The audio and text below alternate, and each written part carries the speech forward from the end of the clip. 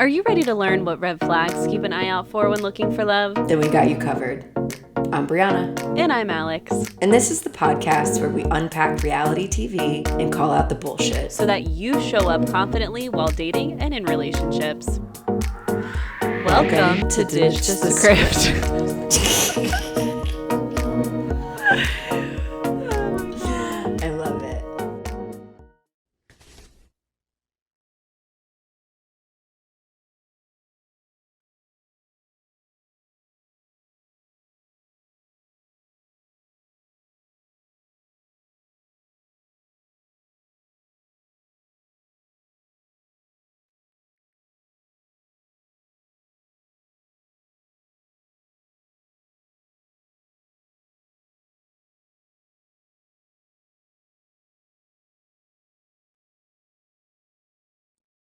Hi. Hey, I was doing Giselle arms. Was that Giselle or Swan Lake? This is Swan Which Lake, one? wasn't it? This one? No. Oh yeah, Swan Lake. That's Toad's Swan. Yeah. Giselle is down here. Yeah, that's right. The funeral arms. Do you remember Dan being like, "You're all a bunch of pissed off lesbians"? Which honestly, That's how he described 15 Giselle. years later, I truly don't understand that comment. I truly don't get it. Okay, I do. I got it. Let me explain. 'Cause it's a bunch of women who basically kill any men who stroll through the cemetery at night because Yeah, but they died of broken hearts. I know, but So they're like, screw the men. yeah, but that couldn't be lesbians because lesbians aren't No. aren't interested in men, so they're not getting their hearts broken by men. That's also true too. So it's just a bad girl gang. It's not it's a broken we love heart. women. It's a broken heart girl gang. It's a broken heart girl gang. So I get what he meant, but it was inaccurate. Yeah, it was wording. problematic and it didn't age well. Let's just put it that way. It Did not age well. Did make me laugh when I was a kid. Yeah, we're talking about a ballet. Yeah, I feel like people are like, what the hell are you guys talking about? We're talking about the storyline of a ballet. Yeah, I just remember there being like funeral poses. Like it was like very dark. It was very sad. Yeah, we had to, don't you remember we had to paint our faces white? Yeah, like dead. In a Like dead, ghosts. like in a dead way. Yeah, Very Sixth Sensey. yeah. It was great for like we were dramatic kids, so We were, and our hops and arabesque were on point, baby. yeah. Well, we It's were trained as like core ballet, so we were trained to be like.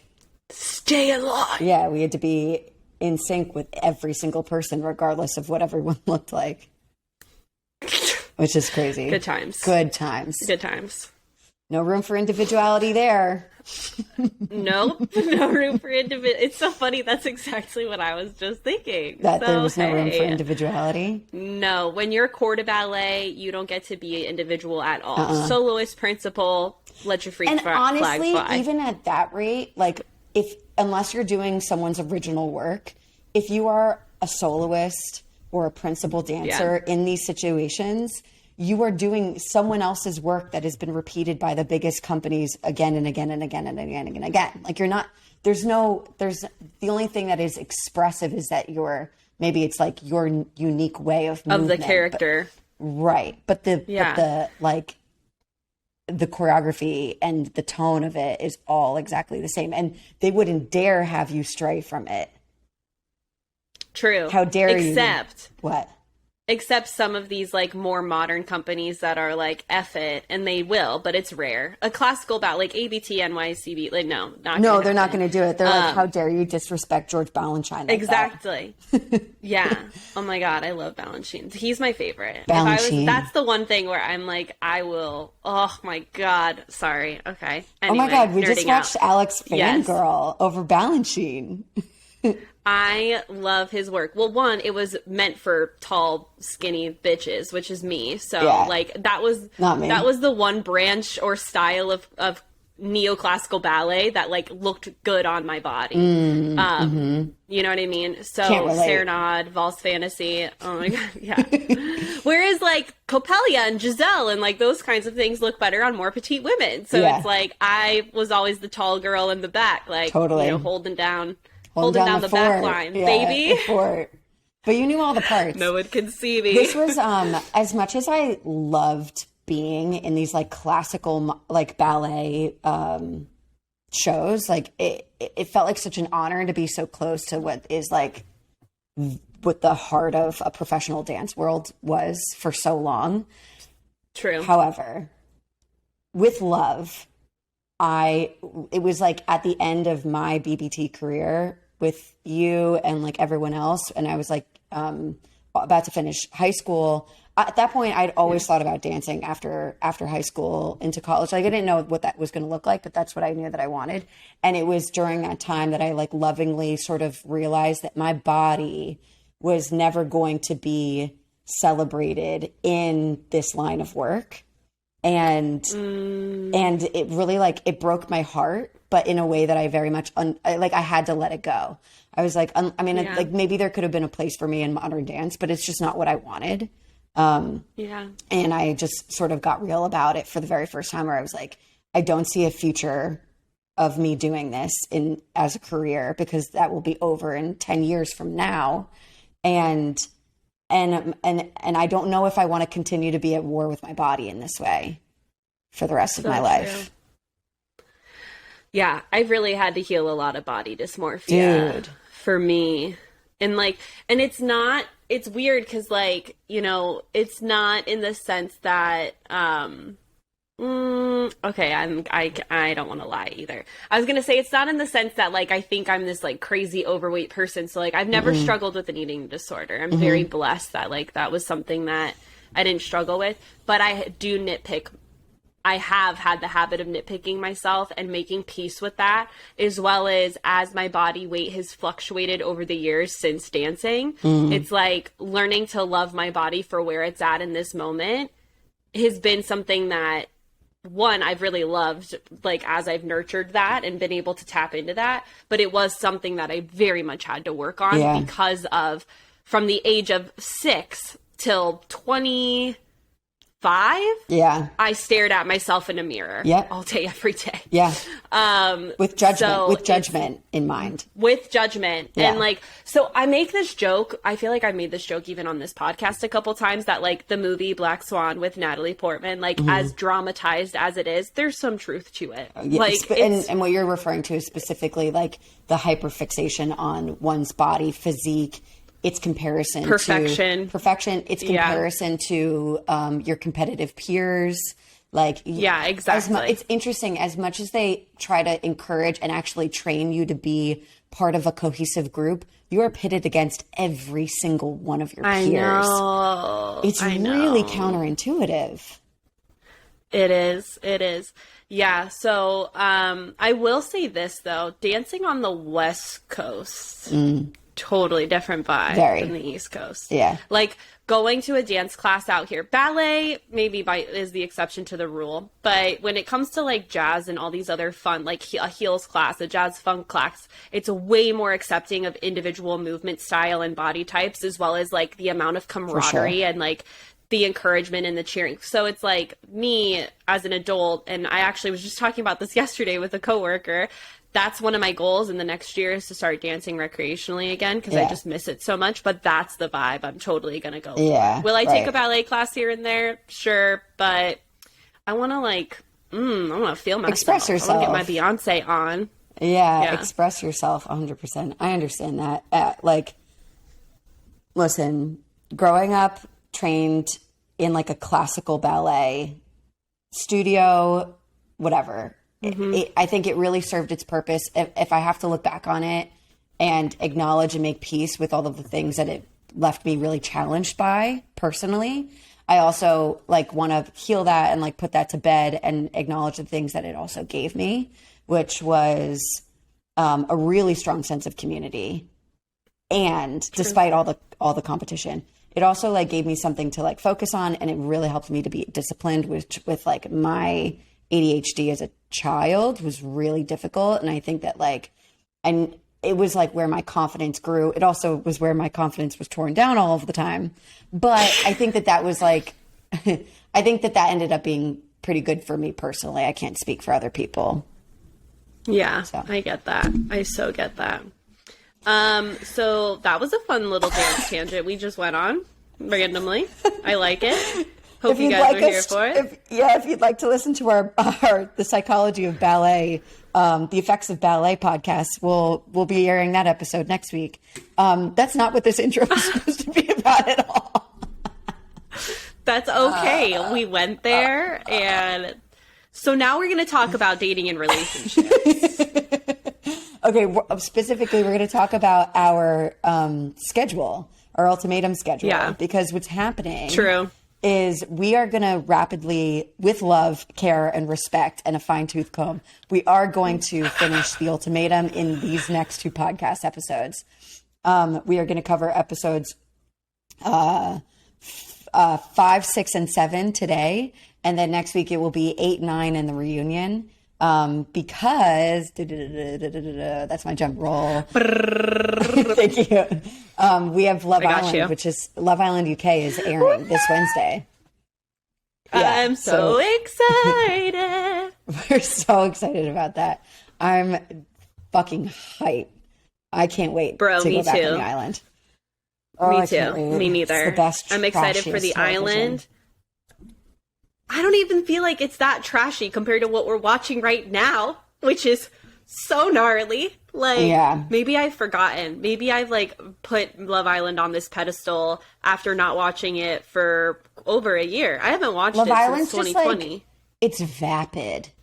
It's vapid. But like we said last week, it's, you know, you see people actually work out their problems with one another because there's nowhere for them to go.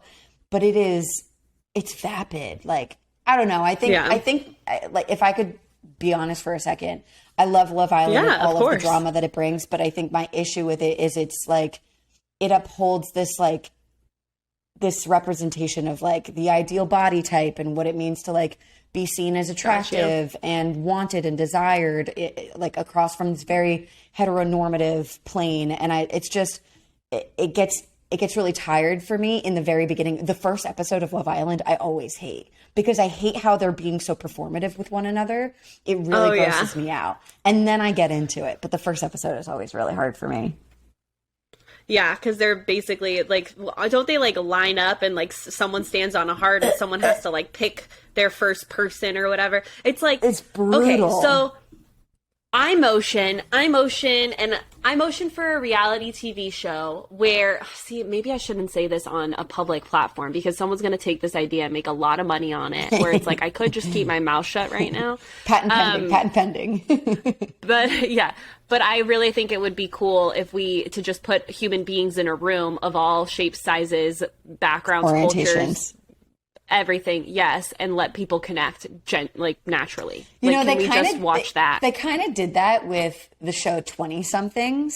I don't know if you've seen that. Oh, I didn't watch it. No, I haven't. It's on Netflix. It's actually really good, but it was that not intended to be that. It was like all of these like young people like moving to Austin and like there was no rules on who could fuck or who could flirt or whatever. But the display of the display of what did end up happening romantically was actually pretty frustrating. So yes, your idea and executed with intention and better.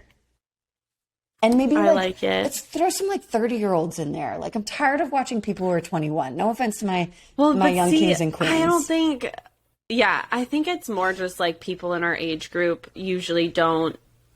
This is a huge assumption to make, but I'm going to throw it out there that maybe people over 30 have kind of outgrown that scene and or have emotionally matured and like can see it for what it is. I don't know. I just, even me, like, consuming it. When I was in my 20s, I was so bought into it. I was like, oh my gosh, like, they're so in love. This is so great. And now knowing what I know and just being who I am today, I watch it and I'm like, I can see through the bullshit. Yeah, see totally. Through it all.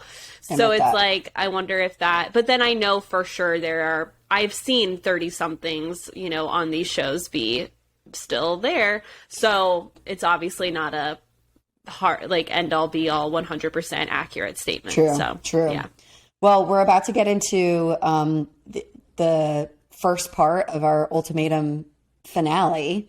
And then at the end of this episode, we have our first mini session. Woo! I'm so excited for the mini session. I can't wait for you guys to hear it. Such a good little Yeah. And something that a lot of people go through. I mean, all of us go through at some point. So, yeah, I'm excited for you guys to hear it. Love it. Okay. Cool. So, Ultimatum. Episode 5. And 6. And 7. And 7.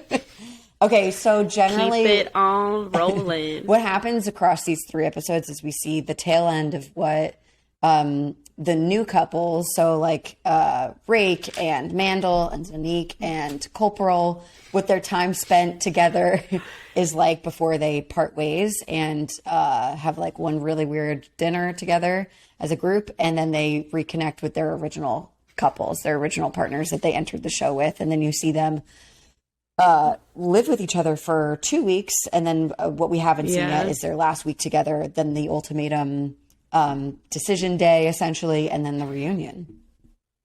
Yes. And it is hard to watch. All of it was hard to watch. Dude, episode 5 was like everybody fighting. Which I thought was really eye-opening for a lot of things. Yeah. So who are we going to start with? Rake? Oh my God. Yeah. Let's start with Rake. And I'm going to be honest, like, they're not perfect, but I still think that they're a better match than anyone else on this show. Yeah. I mean, I think they're a better match because, as Ray keeps saying, they're very similar. And in the good and the bad, which I think is interesting. Like, they both have very similar toxic traits in the way that they treat their partners, like meaning OG partners. And they both have very similar positive traits that they share. So it's really fascinating. And I think, I will say this, I think one thing that this show may do really well, I can't believe I'm even saying those words right now. Okay, but I think it does a good job of demonstrating that everyone's thresholds and tolerance levels are different for what they will and won't tolerate within a relationship, because there are some things that are said or done in these relationships that I am like, absolutely not. I would not be okay with that. But then there are other things that I would be okay with that some of these people will not be okay with. Right. So it's like, it's interesting to be able to see that illustrated so clearly and divisively, kind of in a way, between the couples, and how different, they react depending on whatever has taken place. So I'm excited. I think it's interesting that this show allowed for everyone to be going out in sort of like an unsupervised, not televised kind of way. What we end up finding out is that like April and Colby both are like out in the world, flirting with people in like nightlife spots, flirting with people, numbers, making out, exchanging information, flirting. And we're going to talk more about that, but it's just interesting to see that like the show was really letting them do what they wanted to do, where most reality television show, there's very strict rules. You like can't have your phone. You can't leave the fucking property. You can't talk to anyone else. You can't even call your mom unless it's like scheduled as part of the episode. It's just crazy. It is. Yeah. Yeah. So, Ray, we start the episode coming back from the girls' night out, boys' night out that we uncovered last week, where there was some drama that came out. So Ray comes back home to Jake and starts giving him the lowdown. She expresses how April loves him so much, and Jake says that he wants to be with Ray. He very much admits that. Like, I want to be with you, but Zay loves you, Ray. And so it leaves Jake thinking, maybe she should be with Zay. Yeah. So they kind of have this whole conversation around, them maybe being together, maybe not. And Ray starts saying, I don't want you to settle for things with April, things that make you feel uncomfortable. It just was this convo kind of gave me some ick factor. It felt super weird. It was weird. It felt like Jake was being pretty honest about the fact that he's ready to decide on Ray if that's what she wanted. But he was trying to he was trying to do a temperature check, which was like, listen, I could basically go all in, but if that's not what you want, I'm going to pull myself out. And she didn't answer that, or at least we didn't see that. And instead it sort of seemed like she was almost prepping him for her not to choose him. Yeah, it was weird. I also really, it bothers me so, and this happens quite a few times in these episodes where people place themselves, I don't know if this is a victim mindset, if I would categorize it. I mean, one of them is absolutely victim mindset-y. But the way Jake says, you know, maybe she should be with Zay, it's like, I hate it when, because here's where I feel that's coming from. I feel that's coming from a place of reassure me. I'm saying this to get a reaction out of you and saying, but I don't want to be with Zay. And that's why it's like, why would you say that? You literally just told this girl that you want to be with her. And then you're like, but I hear how much Zay loves you, so maybe she should be with Zay. And it's like, ew. It's kind of like what bait. kind of flip is that? Yes, yeah. Baity. Thank you. That's what it feels like. And so that happens a couple times. And I feel like it's a really low-key, passive-aggressive way to kind of get the information that you're seeking. And so it's like, why can't you just say, you know, Zay expressed to me how much he loved or loves you, Ray, and I'm curious to know, what are your feelings like for him now after spending 3 weeks with me? Where are you at? Like, be direct with it. Don't be so slimy, like, well, I was thinking maybe she should be with... That's not your decision to make, Jake. So really what you're doing is you're looking for reassurance. So can you please just be more direct about that? It's interesting that you say that, because I feel like there was actually in every single couple, every dynamic, even the ones that get remixed later and they go back to their original pairs, there is someone trying to open up an honest, like, nonviolent discussion about, hey, how are you feeling? What do you feel like you need? And every time the other person that they were asking that totally missed the opportunity.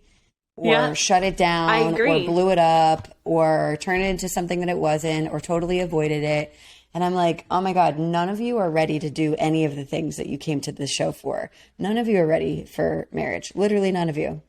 None of you. Yeah, exactly. I completely agree, which is why I'm like, it happened quite a lot. Like, it's icky. It's like I said, it's icky. We need to break that habit as a species. It's not okay. Like, let's stop. Let's just be upfront with let's focus on our feelings and what we want and communicate that way, instead of this like subliminal reconnaissance, like bump, Mission Impossible. I need to read your mind and like not show my cards, but get you to admit yours. You know, it's like, okay, put it down. Which is interesting because it's like, if none of you are going to do this, you're forcing us to do it for you. And that's what we're doing right now. Like, if I had to really like, at least what we're given, if I had to assess, I would say that Ray feels that she can more easily navigate conflict with Jake. Agree. And she's getting more of that. I think that she's very frustrated by the patterns of communication, or rather miscommunication, that goes on in her relationship with Zay. That is obviously troubling for her. We're going to talk about that. And I think for her, she'd prefer to be with Zay, but she wants their communication to be figured out. Whereas with Jake, she feels like she's on the same page with him. They're able to talk. They're able to get further in a conversation than her and Zay are. There's not a lot of defensiveness. I think, if anything, she holds herself back from being vulnerable. So that's sort of where they start and stop. And then, I got assessments on all of these motherfuckers. But I'll hold myself. That's how I feel about them, generally. Yeah. You know, other than that, like, moving on from this and the rest of the episode, we basically see them, like, you know, visualizing what would it be like if we were together, and they talk about, you know, vacationing, and then, of course, Ray brings up, like, I want to have sex 4 to 8 times a week, and Jake, like, awkwardly was like, well, okay, cool, we can make that happen, like, and that basically was the end of that. What I will say, though, outside of that sort of, like, pick me moment of, like, I know. Is it going to be hard for you to want to have sex with me every single day of the week, sometimes even twice a day? Like, of course it's not. Like, I know. Of course he's going to want to do that. Again, Like, it's such a weird way to position it. Just be like, I have a pretty active sexual libido. How are you going to be able to keep up? Like, why does it need to be this, like, temptress, weird-ass, like, sex bomby Madeline move? Like, come on, y'all. Yeah, it's something. I did, though, appreciate that they were having conversations about, like, what do we want our futures to look like? Because I think, like, it's one thing to get swept up in the moment of right now that feels like a vacation. It's a new person. You're in this, like, honeymoon type phase. But to think about, okay, so we like each other. We enjoy each other's company. Is what we see for our futures, do they feel like they pair well? Yeah. Do we want the same things? Yeah, I agree. There's an attempt there. I just feel like with the attempt, it's still so, like, fairy tale-y. Like, we're going to vacation twice a year with our kids and we're going to have sex all the time. It's like, all right, talk about how are you going to handle if someone loses their job? How do you deal with finances? Are you a spender? Are you an investor? Yeah, it's like, let's talk about that kind of shit. Do you budget? Where are we living? Like, are you in debt? Yeah, where are we living? How many cars do we have?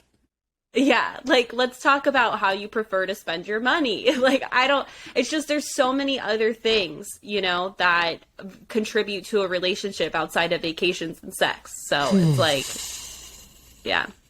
All right, next. Okay, let's talk about Zanique, which is Zay and Shanique. Yeah. I'm going to be honest. Woo! This explained a lot. This explained a lot. I saw the light. Yeah, I saw very consistent patterns in Shanique's behavior when she's in conflict. And it did not matter if she was with Zay or she was with Randall. She was in the same barriers. She was coming up to the same barriers no matter who she was with. And let's break that down. Oh my God, yes. So, same with Zay. I saw it very similarly with Zay. Yeah. So, yeah, it starts off with, like, Zay reacting to her facial expressions and, like, all this stuff. And so they both basically are triggering each other and causing the other person's trauma responses to come out. So, like, they're Zay's both getting a fighter, super defensive. Yeah, exactly. So the way that Zay's trauma response is he wants to dig in more. He's like, let's sit down. You talk to me. We're going to talk this out. Like, I need your attention. Like, he's very much like, you're not leaving this room. We need to talk. And Shanique's the opposite. She's her avoidant. Defensiveness, she's so like, I'm going to get up. I'm going to walk away. Like, I can't right now. But she wants to make snide little comments. That's what I said. She's very pokey is what I put. She makes these, like, underhanded, like, low-key reactive abuse type, like, I'm going to push you. I'm going to keep pushing you. But she's doing it while walking away. Yeah. This is really like frustrating to me. Instigative. It's really avoidant because, of course, like, we believe that people should be able to take breaks when they're in a conflict that's not going anywhere. But if you need a break, walk away. If you continue to make a comment, you are still, it doesn't matter if your back is turned and you're walking in the other direction, you are attacking your partner and you continue to throw jabs at them. They're not going to fucking respond to that well. But you're getting off on being the person that has the last thing to say. That's an attack. It was toxic AF. I was like, oof, this got bad is what I put in here. I want to, like, validate Shanique, though, is, like, while she was expressive in her reactions, I'm not going to fault her for that because, like she said, she's like, no. I'm a human being. Like, I'm listening and I'm having a reaction. I'm sorry that you don't like how I'm reacting, but I'm listening. And she was. She was totally quiet. She was listening to Zay talk about how he was having a moment about, the issue with Ray or whatever. And Jake, and Zay was being vulnerable with her. She's just listening. She's having some facial reactions and he got defensive and he got scared. But yeah, I didn't appreciate how Shanique I didn't appreciate how either of them handled it. Me neither. We do see Zay go take a walk. He comes back, he apologizes, and it was like a meaningful apology. I want to break down, like, the qualities of it without even saying what he's saying. In order to apologize, like, in a meaningful way, you need to actually own the thing that you are sorry for. It's not good enough to just say, I'm sorry. and have that be that. Yeah. It's also not good enough to say, I'm sorry, but this is what you did that got me heated. Yeah, if you want to apologize and you want to stick that fucking landing because you mean it and it's appropriate to do so, you need to apologize and know what the fuck you're apologizing for. Say what it is that you did. Let your partner hear that, because that's what takes an apology from the ears of a partner to be like, I can accept that because I hear that you know what you did wrong. And then following that, we need to see behavioral changes, because we can't just be apologizing for the same shit and just lean on the fact that we have awareness. What the fuck are you doing with that awareness? Yeah, exactly. Yeah, I agree. Like he used very specific language. He used her words. Because he was really defensive. She was like, you're raising your voice, like stop yelling. And he's like, I'm not yelling. But this happens, I feel like, a lot in relationships. Someone gets passionate and raises their volume, and it is yelling. Raising your voice and yelling are the same fucking thing. Can we please acknowledge that? And when someone is trying to listen to you and you raise your volume because you're passionate about the topic, I'm using air quotes, by the way, for anyone who's just listening and not watching the YouTube. The YouTubes, when we do that, there's actually science that shows like the small bones in our ears start to close up as a defense mechanism. So it's like, can we please? Yeah. So I make the joke selective hearing is a thing, but if you want to actually have your partner hear you and not have these defense responses out of a fucking survival threat go off, then maintain your tone, keep it chill. And if you can't, leave the room. And so, like you said, we see him leave. He comes back and he straight up says, I'm sorry for raising my voice at you. So I'm really glad that he used her language and took ownership of that, because at first he was like, I'm just talking passionately. He was like totally defending it. And then what? I get, quote, passionate. That's something that I do. It's something that it's like, that's my work to do, among probably, I'm sure, a lot of other things. Yeah. But it comes from this place of like really wanting to be heard and understood. So my journey is like, you don't have to get loud for people to hear you. You don't, like, just because you have a point that you need to make, just settle. Like everything can be said in an exchange of active listening at like a neutral, like de-escalated volume, right? But it comes from like dynamics with my mom. It's like me feeling like I got to shout for her to fucking like stop. You know what I mean? But I'm sure it's probably this. Right. And I'm sure it's probably the same with Zay. Like at some point he felt unheard, and that was the way he tries to resolve it. And that's the thing, is like, all of us have our own shit. We all have our own things. Like, and like you said a second ago, awareness is great, and we need to take action and actually like fix our shit and make an effort to watch our tone. And so really proud of him for taking that, admitting it. And then he even gets a little teary eyed and says like, I'm sorry for taking and I couldn't pick up the words he said, but I think he was trying to say like his own stress and like worries out at you. Shit out on her. Yeah. Yeah. So she comes over and gives him a hug, because she just is really, and she says, thanks for apologizing. So good for Shanique, because it's like positive reinforcement. That was awesome to see that. And then something really interesting happens. Do we want to just go ahead and jump to Shanique and Randall's little Oh, yeah. So dinner? Shanique's hearing about Randall and his like his connection that's developing through Madeline after girls' night. And so she's like, I know I'm not supposed to talk to him, but I need to have a conversation with him. And when I heard that, I was like, oh, great. I'm so glad. Like, they should connect. Yeah. They should have this honest conversation about what's going on. Because when Shanique is getting ready, she's like, I want to let him know that, to make sure that he knows that Madeline thinks that he's the perfect guy. Like, basically to say, I want to talk about this with him so I know how I'm supposed to feel about where we're at. And I was like, perfect. That's incredibly mature. And then it wasn't. It was the most immature bullshit I'd ever seen on display. Because it wasn't that. Yeah. It was, I want to see you to try and convince you that I'm better for you. And like, we're still in it got so toxic. It was bad. So Shanique was doing the exact same thing that she was doing with Zay, which was like, Randall sort of like categorizes this pretty well later on in some of the other episodes, but he's like, Shanique's hearing one thing that I am saying. She's reacting to it. She's no longer listening. And she's just going off on her own, like petty spiral in response to this thing that I said. And because I didn't say it perfectly, or she didn't hear what she wanted to hear. She's now like, the Brits call it like slugging me off. You know, it's like, well, fuck. Like, I guess I'm not. So, but here's the other thing.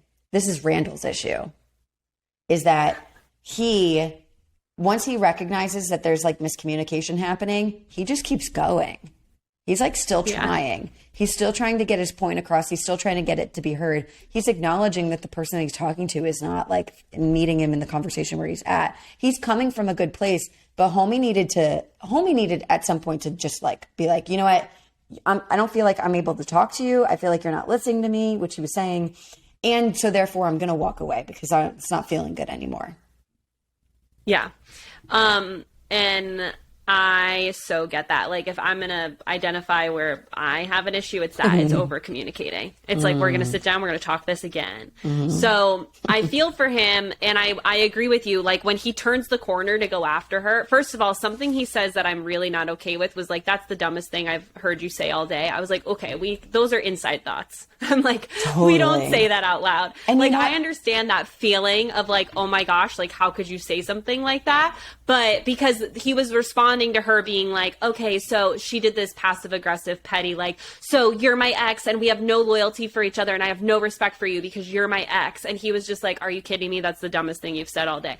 I understand feeling that way. And we don't need to say that because what does that produce? Nothing. She shuts down even more, turns the corner. And like you said, Randall can't seem to put it down. So he starts following her. And it's like, oh my God, like just let her go. Let her take a break. And you know what? That's the thing. Like, I totally agree with you. That was not something that he should have said. It was disrespectful. No.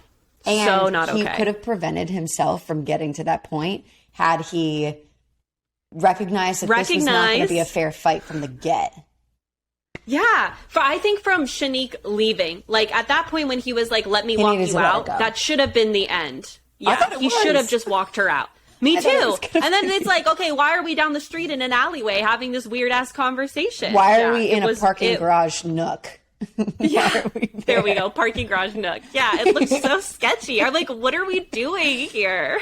I know. And I couldn't tell if Shanique was hammered. I don't know. It seemed like this was like the 3 episodes of Randall having conversations with drunk women.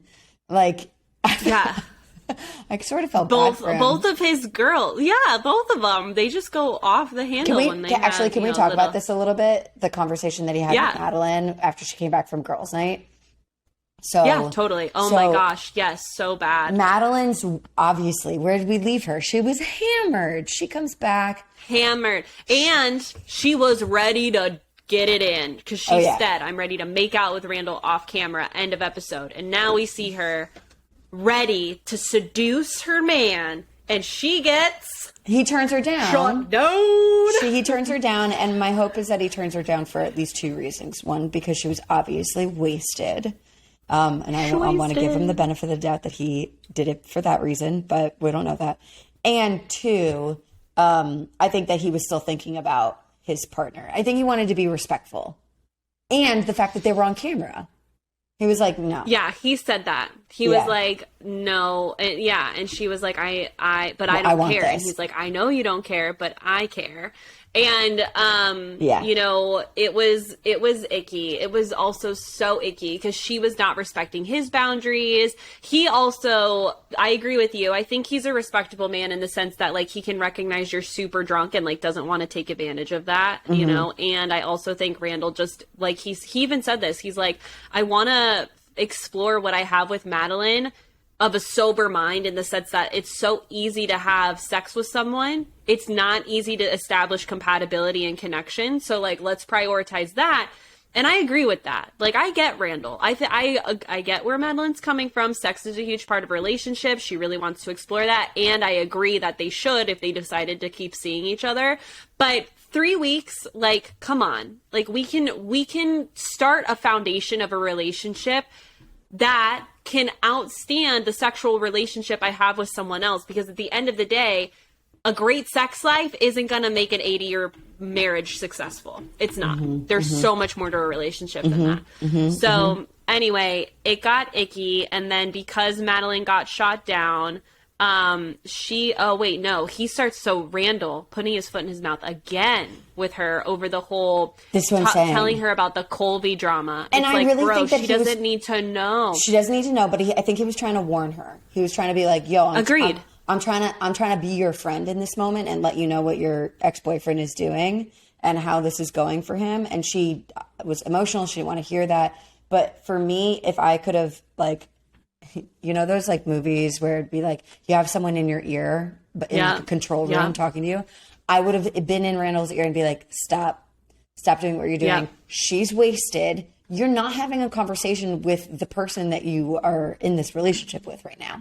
You're having a conversation with a drunk person. Set it down. Yes. Stop talking to her. Recognize he should have yesed her to death and be like, all right, sweetie, let's go take these dogs out for a walk. Like, he was pushing. Yeah. Again, and so in the spirit of making his point. Yeah. And it's like, we need to put it down. Like, we need to get really good at recognizing, okay, this isn't going anywhere. And with Madeline, she straight up says, like, I don't want to know. I don't need to know those things. I just want to focus on you. And that should have been enough. And he doesn't understand where she's coming from, because he thinks, what did I write here? He thinks like he is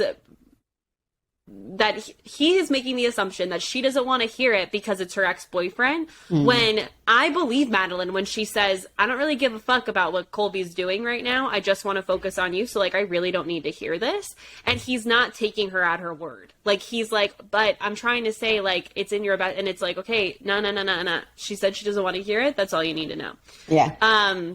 And so then she ends up, like, rolling her eyes and all of this. And then she ends up crying. And Randall invalidates her, which I was like, wanted to come through the TV. Because he said, there's no reason to cry. Why are you crying? And it's like, ooh, let's not. Let's not. Yeah. Yeah. And then, ooh, I have more quotes that I don't like. Then they get in the elevator and Madeline's all, fuck you, shut up. I don't know why you're still talking. And I'm like, okay, also not okay. Sponsored by alcohol. Sponsored by alcohol, and really a lack of emotional awareness and understanding of how to talk to people. Because it's like, I understand that alcohol definitely is a factor, and I think we can still remain healthy and respectful. I know, but you know what? She was not just 2 sheets to the wind. She was 45 sheets to the wind. So at that point, I don't know how we didn't get like a bathroom scene of her barfing. Puking. Yeah, this is probably included somewhere in there. But honestly, this whole show, now we've been watching every episode like 1 week at a time. But having watched 3 episodes at once, there's so much alcohol influence in everything that they do. It's really like, it's kind of a shame. It makes me not believe anything. So, yeah, so true. Okay, so basically what we're seeing here with Mandel is that I think Madeline's really taken by Randall. Her hang up is that she doesn't know what their sex life is going to be like, and therefore she's nervous about is this really a better connection. Randall sort of calls her on it. He's like, I feel like you're looking for something to be upset about. I feel like you're looking for so true something to say no about because of whatever. And I wish that they explored that more, but they didn't. And at the same time, Randall is interested in Madeline and is willing to like keep seeing things through. I think that he notices that he can have more conversations with Madeline. They can even outside of how that night handled, which she actually apologized for. She said, she did. I have one regret, and it's how I handled that night. And I was like, I was like, yeah, go off.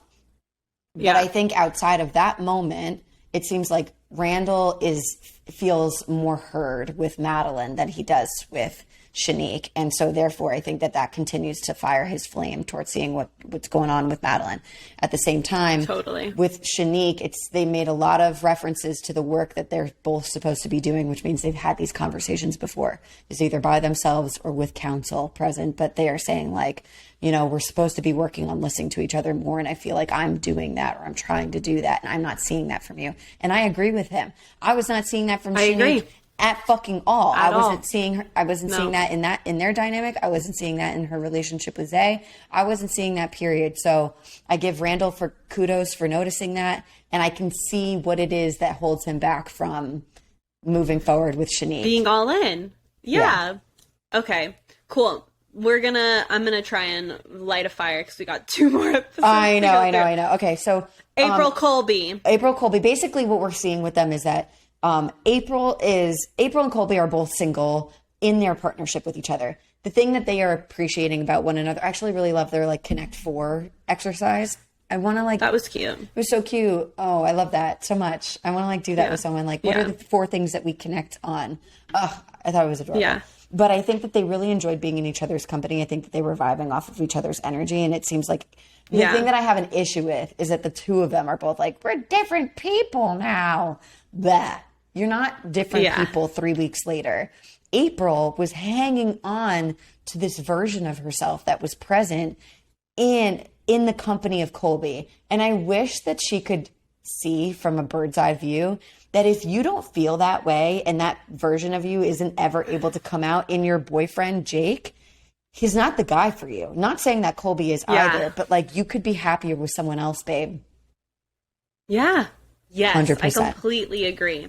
So, yeah, there were a lot of icky things Colby has said over these last 3 episodes that I'm like, whoa, homie, you gotta check your ego. But one of them was at this little, did she realize it? Yeah. He starts talking to like April about, you know, we're about to go back and like reconcile with our exes, our OG partners that brought us here. And he says to her, like, I need to see if Madeline realized I'm the one she really wants. And I was like, ew, like, okay. And so that was a little red flaggy there. But as these episodes progressed, it was more and more and more. And I'm just like, oh my gosh. So I'm excited to jump into the next one. Yeah. All right. Episode 6. It's all the Spanish, I know. Yep. So let's just keep piggybacking off of April and Colby. Like, so Colby shared with the group, episode 6 is when they have this like awkward dinner reception to transition back to their OG people. So Nick and Vanessa Lachey are present. And basically all the couples kind of go one by one and share like what they learned from each other. So Colby shares that April taught him how to listen and makes the joke it's because she talks so much, so I kind of was forced to listen.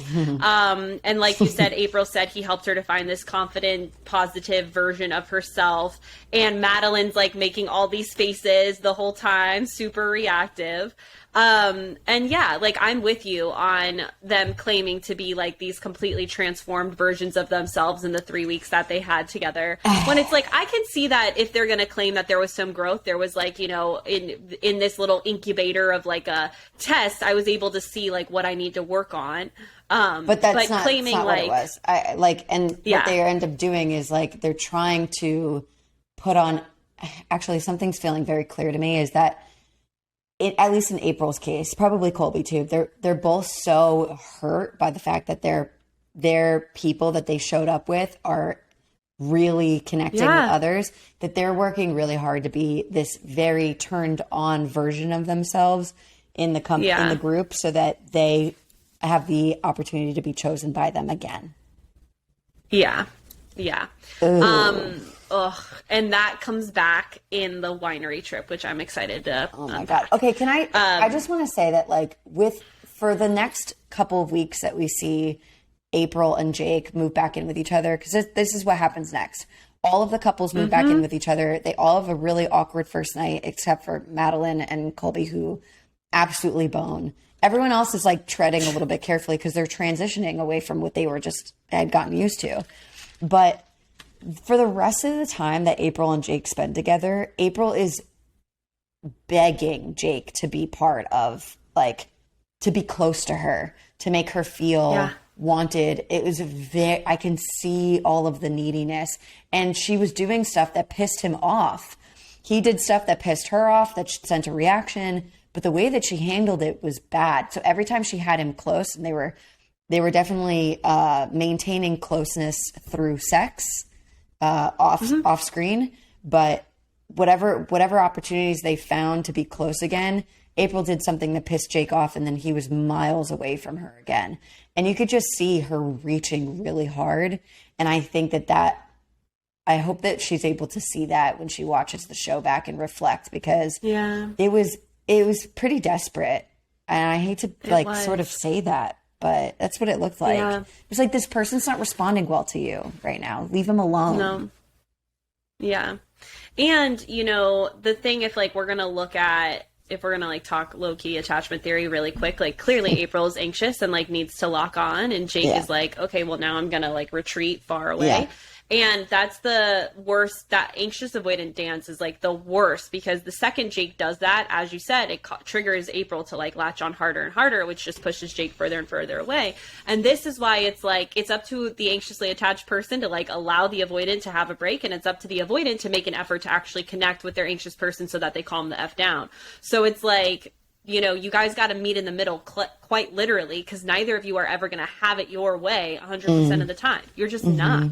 Mm-hmm. So it was a hot mess watching them come back together. The other things that came up within the couples, Jake and Ray, they said that they had a great time together. Jake was like, I wouldn't change it for the world. And Zay kind of chimed in and was like, it's not my responsibility to stand in the way of your happiness if you found something in Jake that you don't have with me, which I thought was a really responsible thing to say, but I don't think he meant it based off of what ends up happening later. Yeah, I don't, I don't believe it anymore. Me neither. Okay. So I remember when we were April's she's speaking from this place of confidence, and she's she's really she feels good about herself. I think it's kind of her defense mechanism. I think it's false confidence, because everything else she does is a reaction of feeling insecure. So I don't really buy it. Yeah. Yeah. I'm with you. You. I think she can put on a brave face. I think she can put on, this facade of confidence, with women in particular. Yeah. But when it comes to men, it's so not there. Mm-hmm. Because again, she needs the validation. So it's ooh. And so, Zay and Shanique, they kind of talk about how they worked on communication, and Shanique says that Zay's super sweet and would make great husband material. And then of course we get to Mandel. And Madeline expressed that what was missing with Colby, Randall gave her, and Randall made her feel heard and understood. And Randall said that Madeline allowed him to express himself and all this good stuff. But Shanique starts to chime in and is all defensive. She's like, I did this to myself by bringing him here, but you've known him for 3 weeks. And there's a lot of things that Randall could work on. She's kind of trying to one up Madeline in this instance and be you can sit there and say he's such a great guy, but you don't know him like I do. Yeah. And it was just why, Shanique, out of all the times, publicly, you should never try and put a person down intentionally like that. And not only is she doing that, she's doing it publicly, and it's oy vey. Yeah. I think we should acknowledge the fact that okay, so you're Shanique, you're feeling a little defensive that your partner has been having a pretty good experience with someone else for the last 3 weeks. But if we look at some of these recouples, the recoupling that was done, a lot of them are getting on with their new partner better in the ways that they were struggling with their last one. Right. So whether it was communication or vulnerability or intimacy, they are actually not having those same issues. So when you were coming from a defensive place to be well, you don't know this about your new boyfriend, but when we were together, he couldn't fucking talk about anything. He never listened to anything. It's maybe he actually listens to this other person, maybe she listens to him. Do you ever think that that could be possible? Do you ever think that it sort of takes two to tango?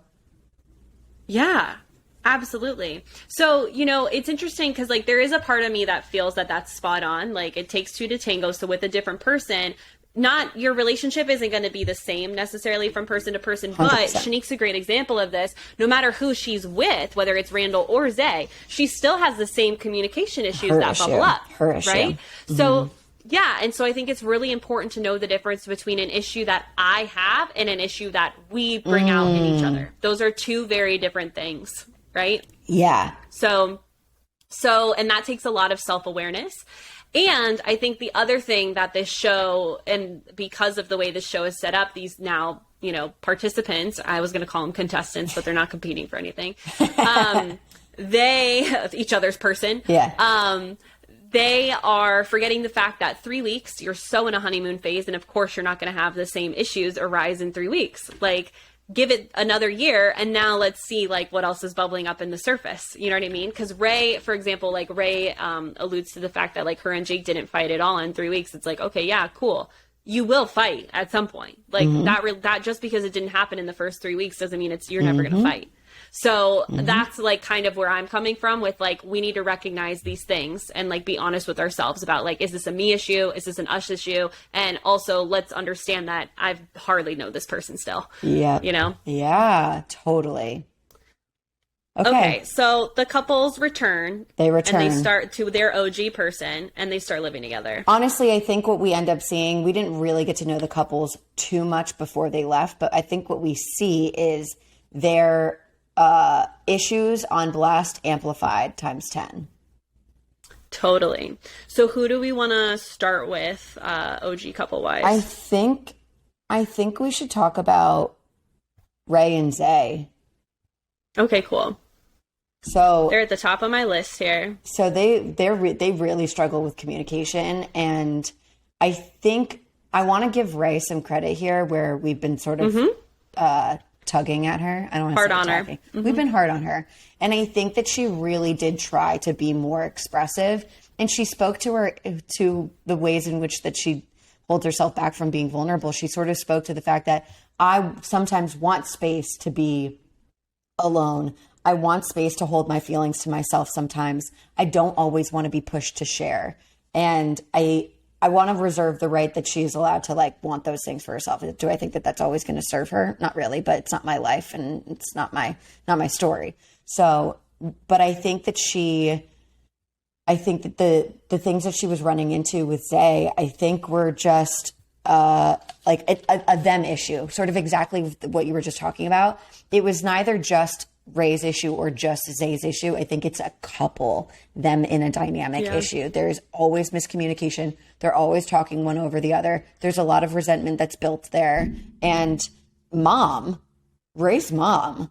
Oh my God. Yeah. I really didn't appreciate. I think she was coming from a good place, but basically she was trying to like moderate their conversation while they were out. Poor Zay's like crying. Yeah. I know. It was just bad. The whole thing was bad. I didn't like how mom was getting involved. I thought that she needed to back off. And seriously. It was a lot.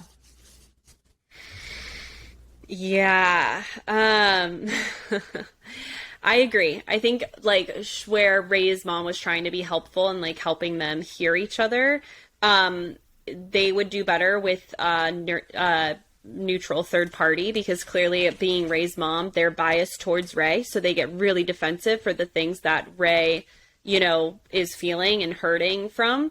And they're eager to, you know, kind of jump on the bandwagon against Zay. Although I will say I appreciated the fact that like Zay or Ray's mom said, Zay just asked you a question. Like, you need to answer the question. Yeah.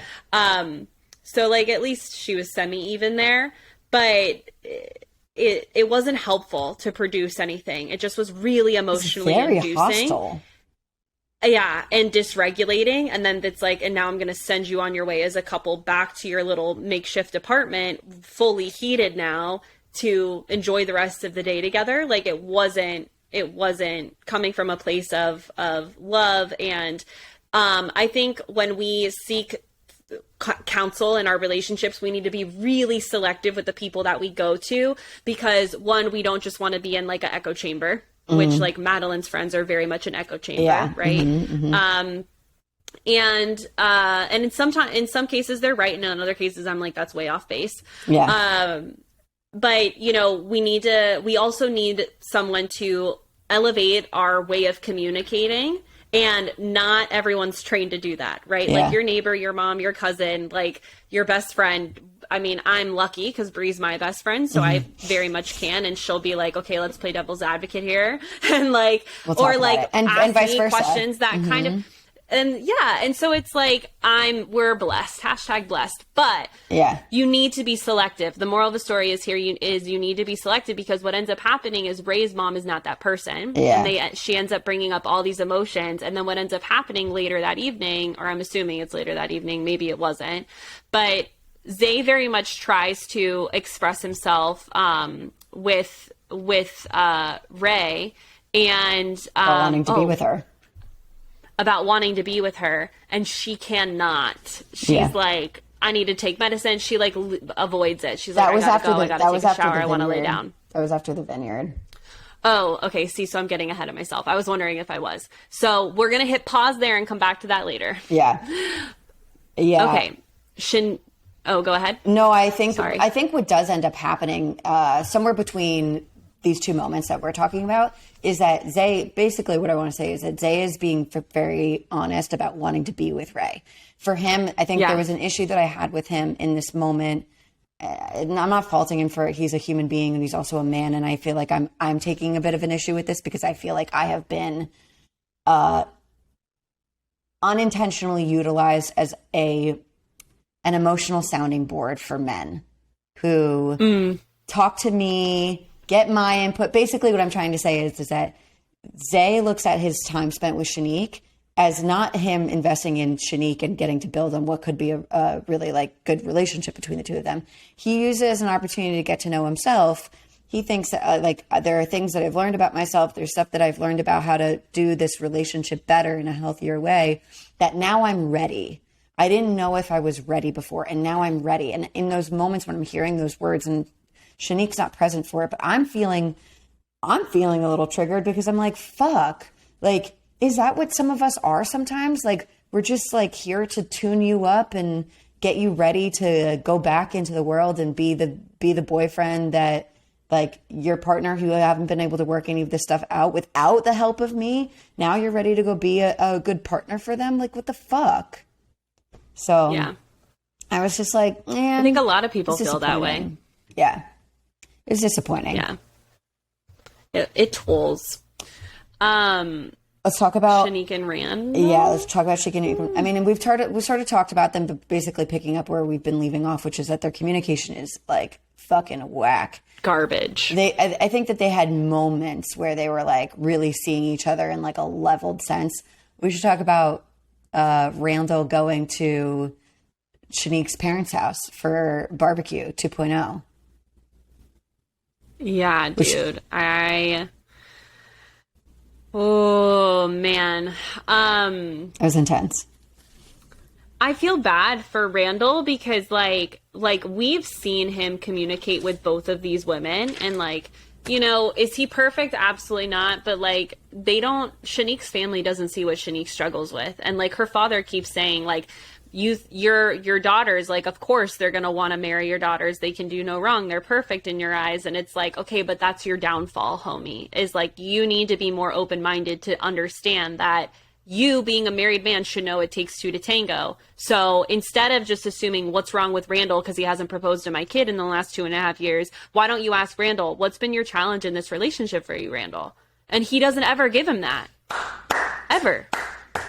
Thank you. That's exactly what the fuck was going on. And it was so blatant. It's like, I totally agree with you. Randall is not perfect. He needs to know when to put a fucking conversation down. That's what he needs to do. For real. However, he is I have tips, Randall. Hit me up. This is something I had to work on. But when honestly, you see your partner shutting down, just shut your mouth and be like, okay, let's take a break. Pause. Breaks are healthy. But he has been consistently level in all of these conversations, and he's been trying to pull the not leveled person and the person who is distracted in the like imagined idea of what this conversation is. You know, it's like when you're trying to have a conversation with someone, you think that you're meeting on the same playing field. Yeah. And then the other person is actually having a totally different conversation way up here. And you're like, hey, no, come back down here. Come back down here. Like, that's not what I'm saying. Right. That's not what we're talking about. Come back to me. Come back. Look me in the face. Right. Like, let's focus on the issue at hand. And he's always that dude who's sort of like, in reality, he's like, step down from your delusion for a moment. Come meet me where I'm at. And it's him continuously trying to do that, which is what gets him to that like, contemptuous place where he says something that he shouldn't say. However, when we see Shanique's parents say, my daughters are perfect, I expect that a man on the first date is going to want to marry them. First of all, you don't fucking want that. Trust me. No. And then you can't see why. Like, I'm sorry, have you never been in a fight with that daughter? Have you never seen her react in the way that she's reacted before? Like, come on, let's have a little bit of like humility and awareness about what we're doing. I named it. I said, I get passionate and I need to learn to let that go. Shanique needs to realize that she's not the only person in her partnerships that needs to make changes. She reminds me a lot of, what was her friend's name? From Maths. What friend's name? Oh, fuck. Oh. Jasmina. Wait. She reminds me a lot of Jasmina. I'm like, which one? Like, I don't think she's as bad as Alyssa. Like, that's where my mind went. It's like, I don't think she's as bad as Alyssa. She reminds me of Jasmina because she doesn't see that she has any more growing to do, no more work to do. Right. Yeah. So hopefully she can also get to a place where Jasmina got to, where she's like, okay, I'm not innocent in this. Let me fix my shit. So, okay. So that's Shanique and Randall. Now we have Jake and April, which from the get-go of them getting back together is like hot mess express. Yeah. Jake immediately comes in and is like, we need to talk right off the bat, quite literally. Yeah. And April's like, okay, like, sure, what's up? And he starts talking about how she's been posting stuff with other dudes on Instagram, which Jake is like, in his confessional, April knows that shit pisses me off. Apparently she's been texting them and it's getting, he's getting angry about it all. And instead, my counsel to him would be is instead of being like, you did this, listing off like all the things, be like, I feel this way because of what's been happening. Or what I heard about. Yeah. A lot of times when couples get on this like merry-go-round of like fighting, it tends to be really focused on the facts of what happened. Like, I didn't say that. This is what I said. And then before that, I said this. And it's like, okay, fuck any of that. Let's not talk about what happened. Let's just talk about our feelings, because that's where you'll actually make progress. Yeah, like, totally. You know, because it becomes this like war of like, you know, that's not what happened. This is what happened, you know? And it's like, that's not the point. You're not arguing because of what happened. You're arguing because of how it made you feel. How it made you feel. So, yeah, exactly. Yeah.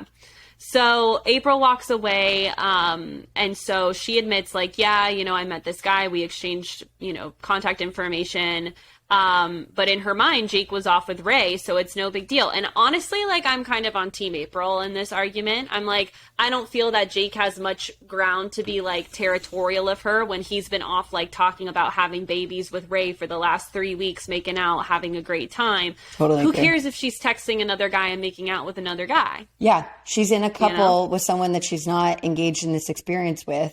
I guess she has permission to go out into the Austin streets, which is where we find out that they are. They're in Austin. And she is trying to see if she can connect. Like, she got kind of gypped with Colby, so, like, let the girl do her thing. And anyway, so that blows up. And so, wait, this is where my example of triangulation happens. Let's hear it. So, you know, triangulation is when we use a third party to make someone feel some kind of way. That's one example of it. It can be mutated into other things, but 9 times out of 10, it happens when someone brings up an ex or someone else in their life and they start comparing you. So it pits you two against each other. So Jake says, that's what I love about Ray, because she listened to me and gave me feedback. And he's telling this to April in a after fight. just spending In a fight. After just spending 3 weeks with Ray, the very first night, literally the first night that they're back together, and this is what's happening. And so he immediately says, you know, Ray was better than you because of this. Yeah. And what does that do to April? What does that do? It causes her to feel insecure about herself. It's this comparison. It's like, oh, you know, and so it's not going to fuel her to make conscious decisions for herself in a good way. It's just going to trigger her to feel the need to compete, to latch on, to prove that she's better than Ray, which is the whole point of triangulation. It's to make someone step up. It's like, I'm going to make you feel like shit about yourself by comparing you to someone else so that you feel forced to conform to what I want you to be. Yeah. It's super gnarly. It's bad. Yeah, so we see one example there. There's a lot of toxic patterns between Jake and April, if I'm totally honest. That was completely agree. Really difficult. They didn't handle it well. It sort of just ended with April storming off because she was like, fuck you, not talking about this anymore. Something else happens where April goes through Jake's phone while he's sleeping. And he found videos of like Jake and Ray out in the club. Ray must have been dancing. He's like filming it, and she finds it in her phone. And I really dislike, she says something that really pissed me off. She's like, listen, I'm going to take you back to the beginning. Hi, I'm April and I'm a psycho bitch. So basically she's like calling herself a quote, psycho bitch in order to justify the going through his phone without feeling apologetic about it. It's like, you asked yourself for the turmoil that you caused. Like, he has this shit on his phone. Obviously that's not good. Obviously that doesn't feel good. But really, did you have any right to go through his phone like this, like without his permission? Yeah. That's fucked. Yeah. So yeah, I really didn't like that. It's like, yeah, I feel like I'm a firm believer that if you feel the need to go through someone's phone, that trust is just not there anymore. And I so feel that. And it's like the fact that April's doing that, you know, so quickly when reestablishing the relationship makes me think that there's already established a lack of trust. I don't know if it's just from what happened with Ray, because that's totally could be the case, or if it's something that has been leaked in from their relationship before this show. Yeah. But it's clearly showing that April doesn't trust Jake very much, because if she did, she wouldn't feel the need to do that to begin with. And as this argument unfolds, Jake is the one saying, you know, I don't trust you anymore because you did that. Totally understand that.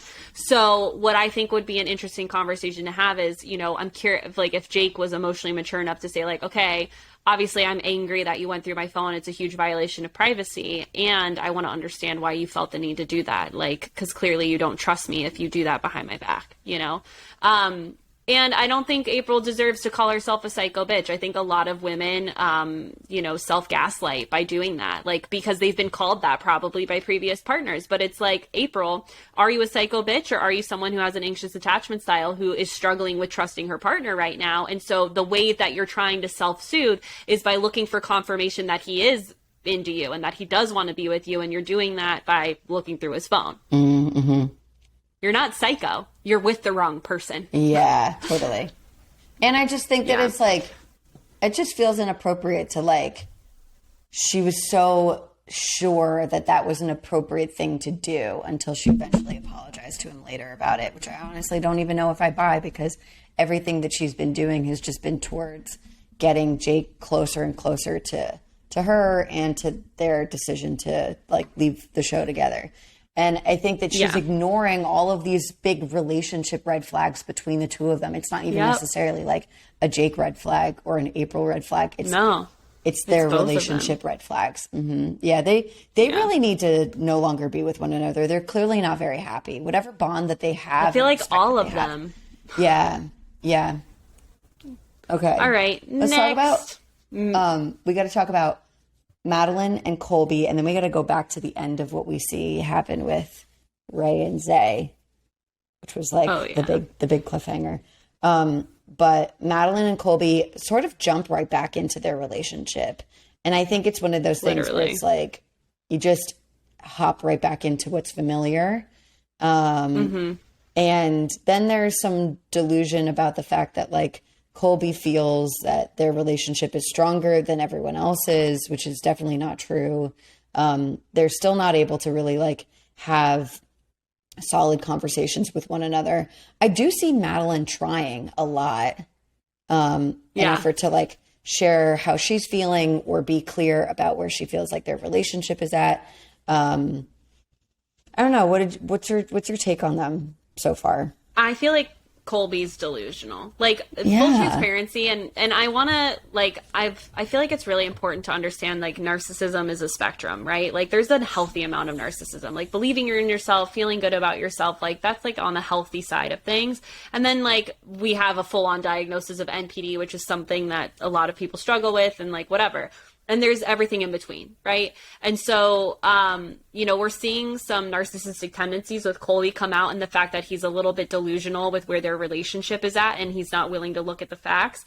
And then also he uses very possessive, controlling language a lot. He's like, Madeline and Randall didn't have any issues, and we have issues. It feels like she can slip through my fingers is like something he says. And then, the next morning he gets her flowers in this card, and she's like all, smitten about that. And then asks about her experience with Randall and like all of this stuff. And when she answers his question, he gets upset and is like, I just wanted to have a light day today and not talk about this on the first day of us being back together. And it's like, you asked the question, so stop getting whiny that she's answering your question. You were the one that brought it up. Yeah. So, it's like, it just icky. So Madeline does the same thing, goes through his Apple Watch to see, his messages, finds something she doesn't like, where he's off texting and making out with this girl, and it's super sexual, and apparently they're FaceTiming. And so she's angry that he didn't tell her about it, and feels that it was inappropriate that he was doing this for the last 3 weeks, but he feels it's okay. Well, and here's another example of like his problematic behavior, which is actually not him flirting and talking to other women, because again, he did the same thing that April did, maybe to a different degree, maybe more intimate, but can't fault him for that. But the way that he explains his behavior, he's not taking any responsibility for it. No, so it's all blame shifting. Yeah, he's not lying about it, but he's saying, I did this because of you, Madeline, which is like not okay. Narky as fuck. Yeah, exactly. He's like, and he sticks by this a lot. And then there's a tune change because they end up fighting about it for a while. He leaves for an entire day. He doesn't come back that night. He comes back the next day. And he changes his tune where he's like, I'm not good enough for you. I have real issues. You shouldn't be with me. Like, I'm not ready for you, which is entirely different than how Colby is presented this entire time, which also feels a little narky. And then it is. And then he shows up with her friends when they're in their dinner out. And and the reason why I'm setting up all of these events is because it's just like one problematic behavior after the other. And I really want to like line that up. So then he shows up with his friends. He's the total charmer, very comfortable in that group setting, even though he knows that like, her friends probably like they hate him. She hates him. And so he shifts that blame again. He's like, my time spent with other people it was what it was, but I did that because of Madeline, and they all just like went berserk. They went berserk. Yeah, they did. And I get why, like it's not okay to hear someone, blame your friend for the choices that they're making. I get that. I totally get that.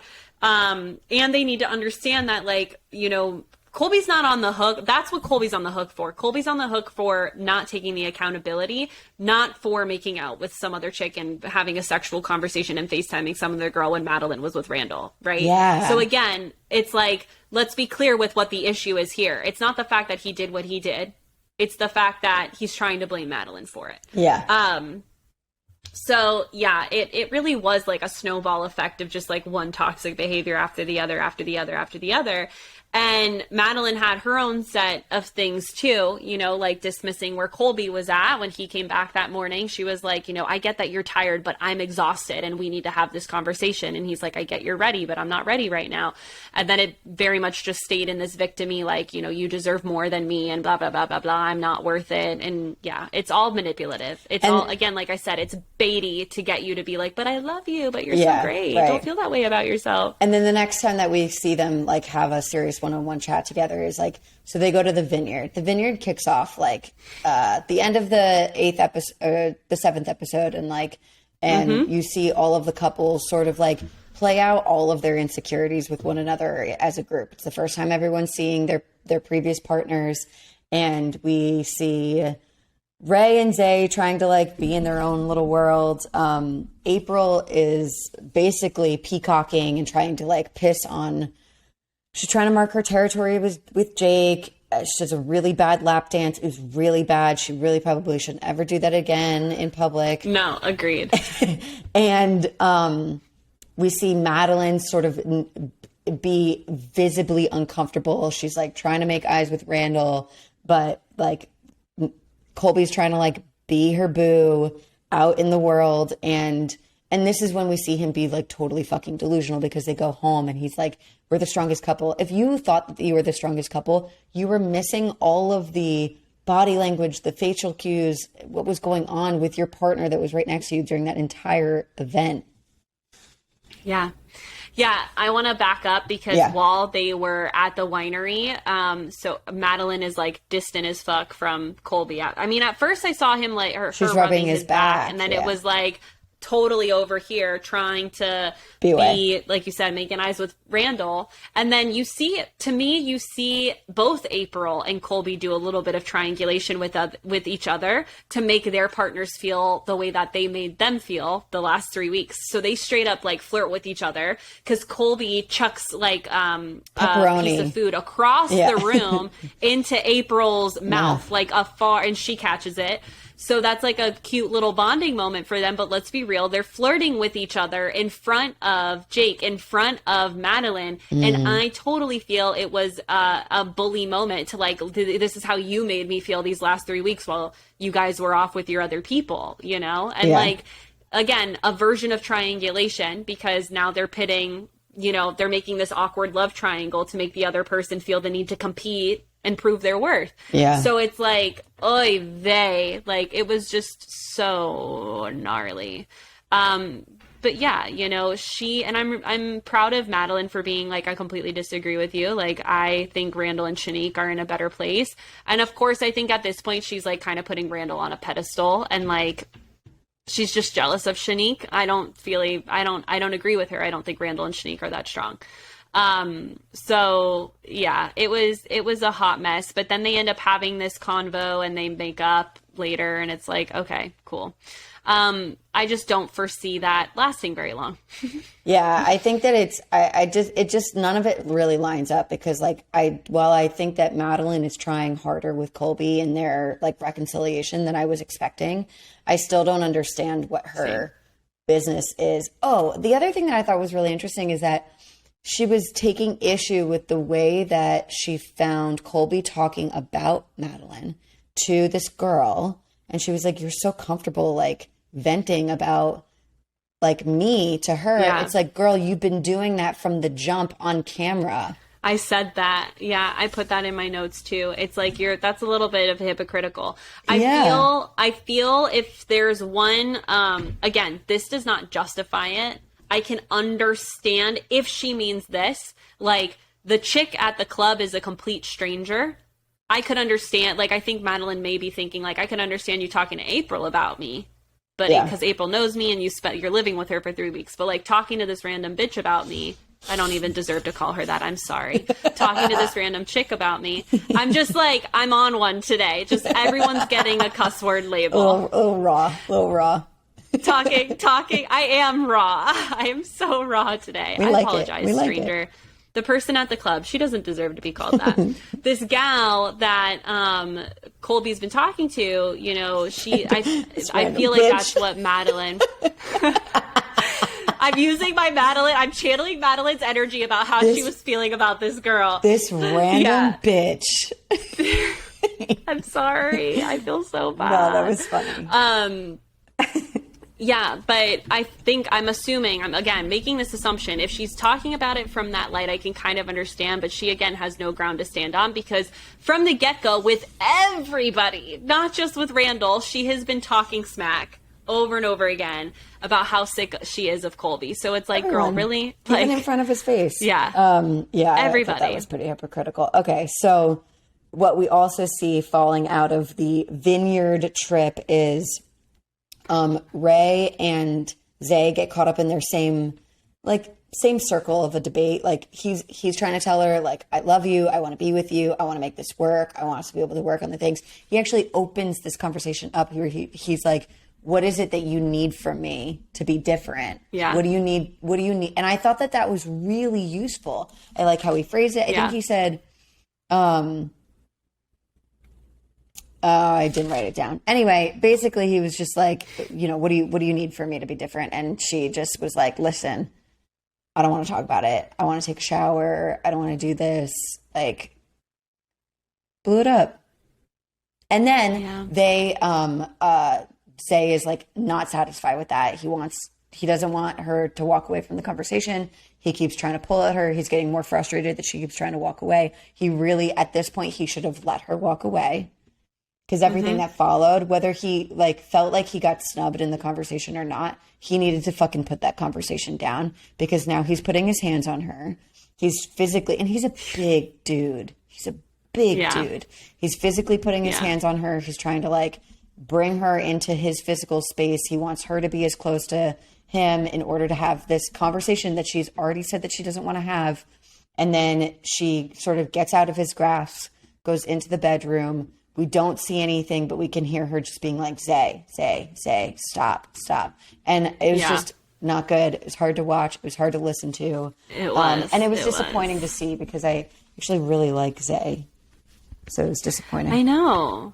I think he really struggles with managing his emotions, and he has serious abandonment issues because the second that's even an option for Ray is when his fight response comes out. So it's like, that's a Zay thing. You gotta deal with that abandonment wound. Otherwise you're always going to be trying to control, trying to possess, trying to control, how your partner's feeling, thinking, and where they're going. And it's like, you can't. You got to put that down. I think that this is what she was referring to when they had the girls' night a couple episodes ago, where she was like, he's reactive. It's his response. Yeah. So, did we miss anybody on this episode, or are we good? I think we finished. I think we talked about everyone. We didn't talk about the bachelorette party, which was fuck it. It was weird. It was just weird. They brought Alexis back to celebrate her getting engaged to Hunter, and she's like, we're living together now. And I'm like, okay, cool. Well, I think what was difficult about it, I think the only thing that was significant that came out of it, I guess two things. One, April thought that she was pregnant, so she wasn't drinking. And they were trying to, Alexis was basically cornering Ray. I actually really felt bad for Ray in this moment. They're cornering Ray to be like, is Jake, yes or no? Is Jake someone that you want to be with? And she was like, I could see myself being with someone like Jake. And I think that Ray is having this moment where she's realizing that she doesn't want to get married in the way that she thought that she did when she entered the show. And I think that that's actually really fucking mature of her. I think that she needed to learn. She needed to learn about the fact that how she entered this experience was the wrong way for her goals. And coming out of it, she's like, I don't even think I want to marry either of these motherfuckers. So I give her credit for that. And so to be cornered and sort of more or less be bullied a little bit, to be like, what is it? Is it yes or no? It's a yes or no question. You've been having a good time. What is it? And she's trying to be mindful of April over there. And she knows that April's not going to take this super well, even though if she says that she's going to. And April gets pretty reactive and Ray's crying. It was just messy. It was messy. I didn't like it. It was so messy. It's like, just this night's about you, Alexis. Can we just please hang out and just chill and keep the vibe up? Why do we got to get all of the people's business? You know? So, yeah, and she's still bitter about Colby. It's like, girl, you're engaged. Why are you even bringing Oh my that God. up? Yeah, leave it alone. Leave it alone. Leave it alone. Okay. Yeah, Hot Mess Express. So let's just read red flag, green flag this moment. Not this moment. Okay. All of these moments. The green flags are so hard to give out. My red flag would 100% go to Zay and like needing to manage that fight response because it's really scary. Especially if we're talking about, I mean, it doesn't matter. It's period. Period. I'm saying that before I even make my point. When someone is tall in demeanor, like in stature, and is very passionate, quote unquote, with how they try and communicate their feelings, and the other person is visibly uncomfortable, and you cannot self-control to check yourself, to either lower your voice, to give them their space,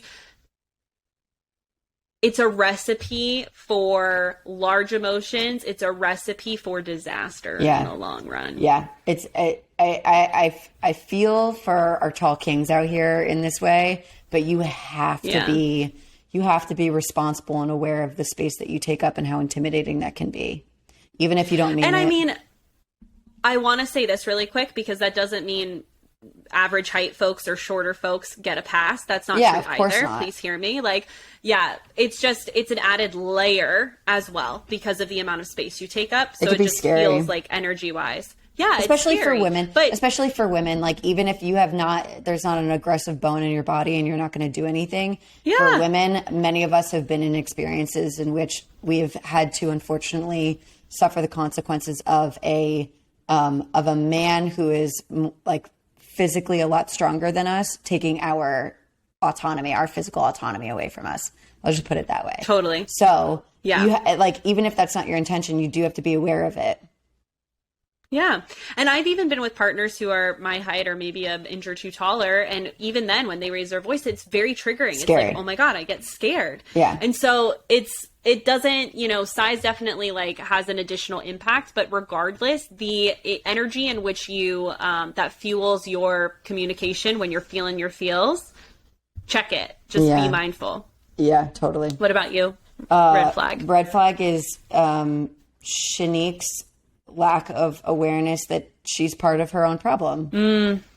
Yeah. So true. Yeah, I think Shanique would really benefit because I think that she is a fucking catch, bro. I think she is such a catch. Outside of her being like 10 out of 10 gorgeous, she is respectful. She respects herself. Yeah. She handles herself really well in a lot of other situations.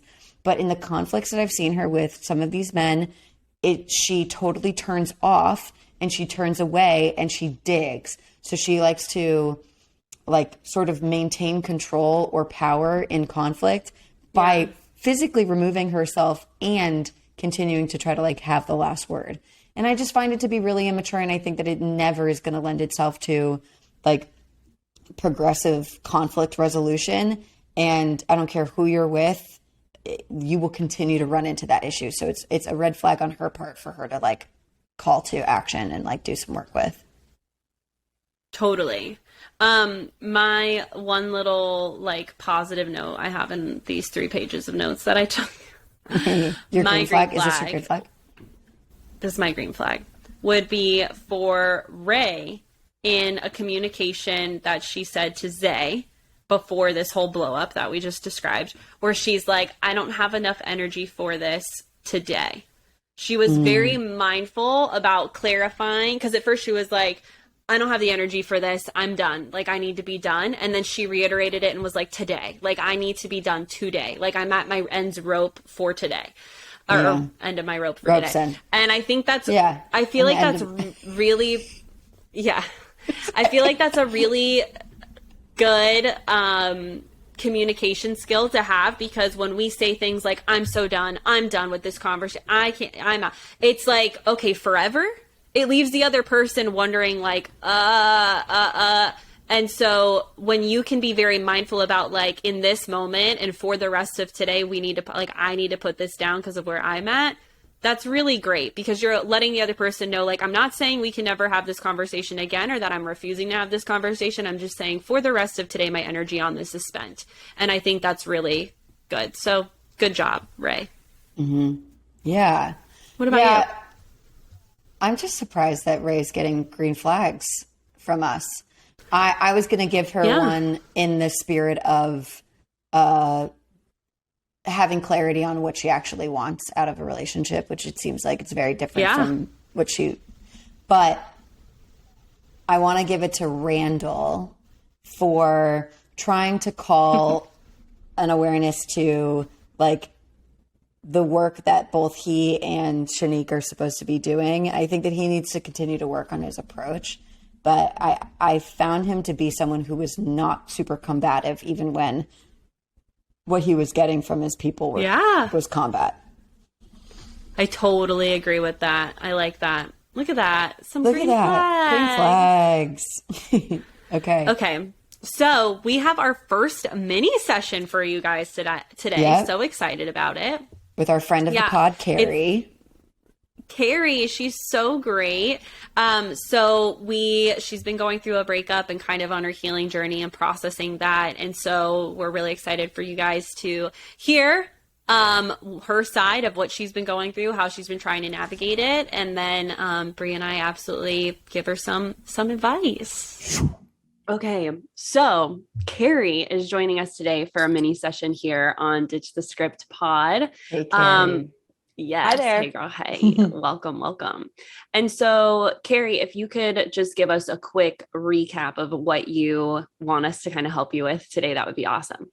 Sure. Well, I went through a breakup around 6 months ago, and I was with her for probably, I want to say about 8 months, about 7 to 8 months. And a little bit of background story about it. I guess you can say it was mutual. It was a very, I think the reason why it was so rough was because there was this like, I guess you can say falling out.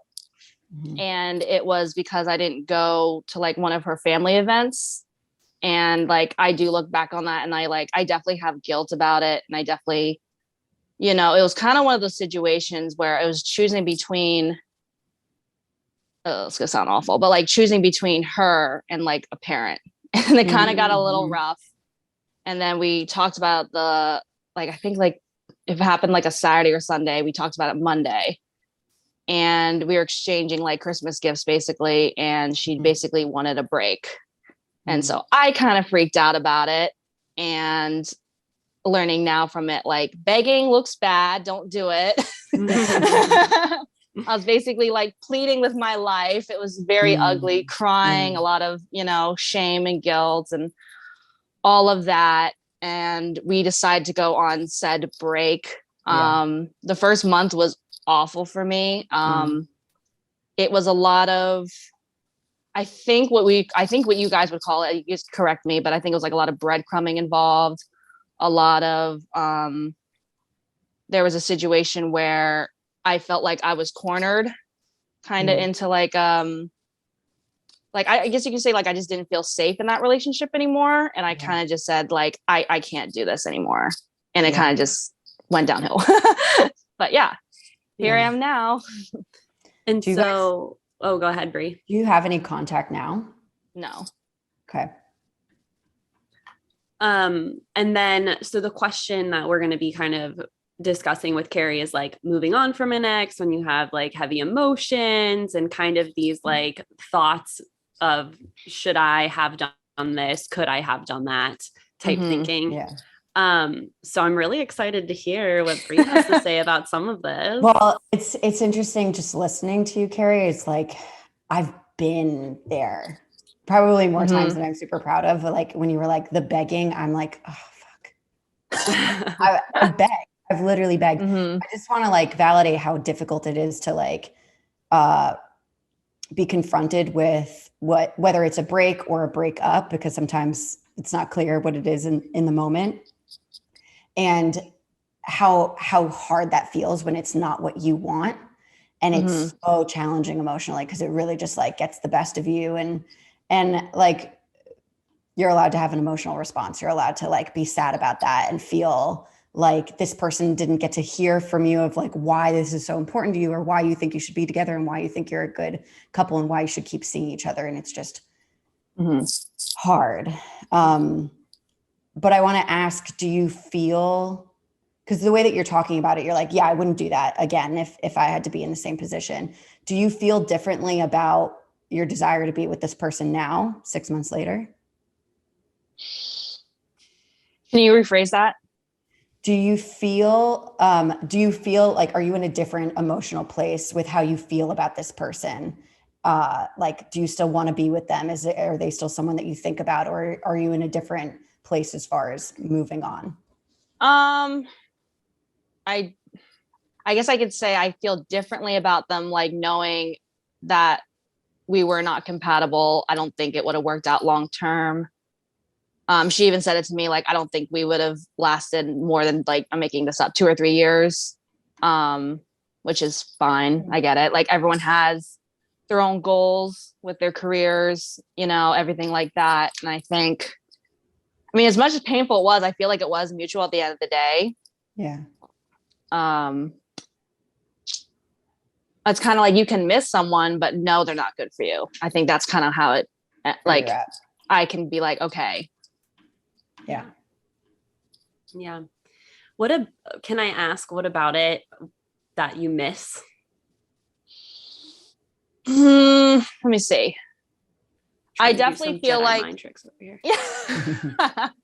I feel like I would have missed, or what I do miss is, like, I definitely remember we've had really good conversations on the phone, or like when we were together, we had like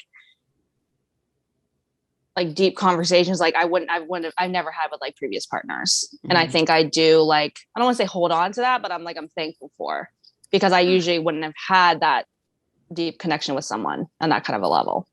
Now, were there a couple of times we had a fight about something and we didn't talk for 3 or 4 or 5 days? Yeah, that was, you know, like, I let my emotions take over and that was not good, but we like made up and it was fine. Yeah. But it was definitely, and I think I might have talked about it with you, Alex, previously, but I think it was one of those things where the caretaker in me comes in, and it's like, I saw the good in her when other people couldn't. So that was really hard to let go of. Yeah. You feel like you got this like exclusive access to her that no one else had. And that makes us feel really special and super chosen. Yeah.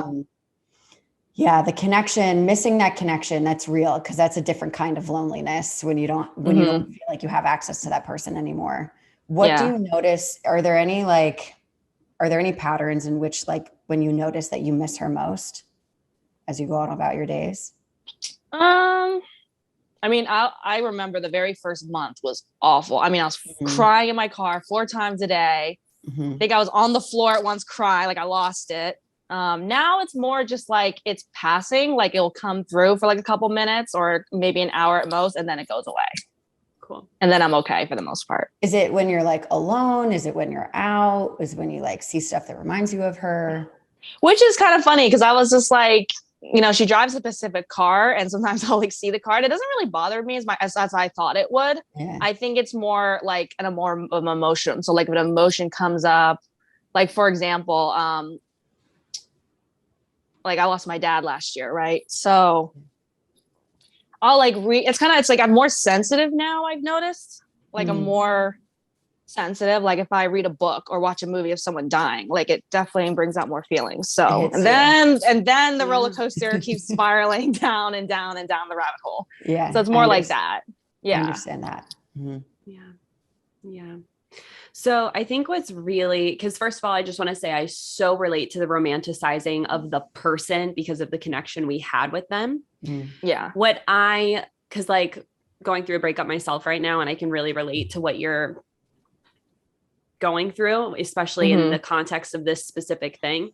What I think is really important for us to remember is that although we had a beautiful ability to have these kinds of philosophical connections and conversations with your ex, and in this case, my ex too. I think we need to understand that is not the only person on the planet that we're going to be able to connect like that with. And I think it's really hard to embrace that mindset when you're in your feelings, because it's like you're just emotionally flooded. You are like, it feels like the end of an era. In some cases, it is the end of an era. And our brain loves to play tricks on us, especially when you bring up the car thing. That's actually like, Bri, do you know the name of that phenomena? I can't remember what it is, but it's like you buy, it's like your ex has that car, and then all of a sudden you're seeing that car everywhere. Yeah, I can't remember what it's called, but that's exactly what that is. And so that's something that your brain likes to do to play tricks on you. And we love to assign meaning. I have a client who also struggled with this for quite some time with his narcissistic ex. It was like, you know, oh my God, I'm seeing a picture of In-N-Out. Does that mean I need to move to California for her? Like, we love to assign meaning to these things.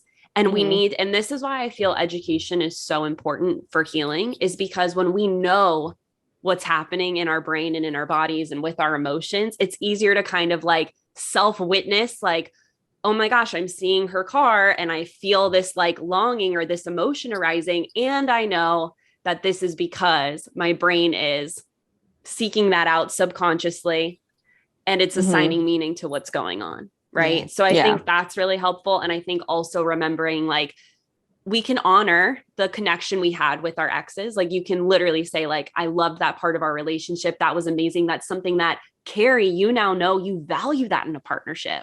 So moving forward, you can be like, I want a partner that I have the capability of doing that with. And we need to recognize, although that may have been the first time you've experienced that, there's going to be other women that you experience that with moving forward too. Yeah.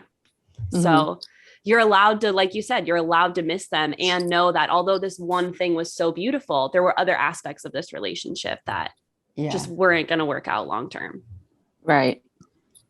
Carrie, I wanted to sort of ask you on the same topic of what Alex is bringing up, which is like, what from your experience in this relationship with her have you come away from learning or appreciating or even just noticing, even if it doesn't feel super positive?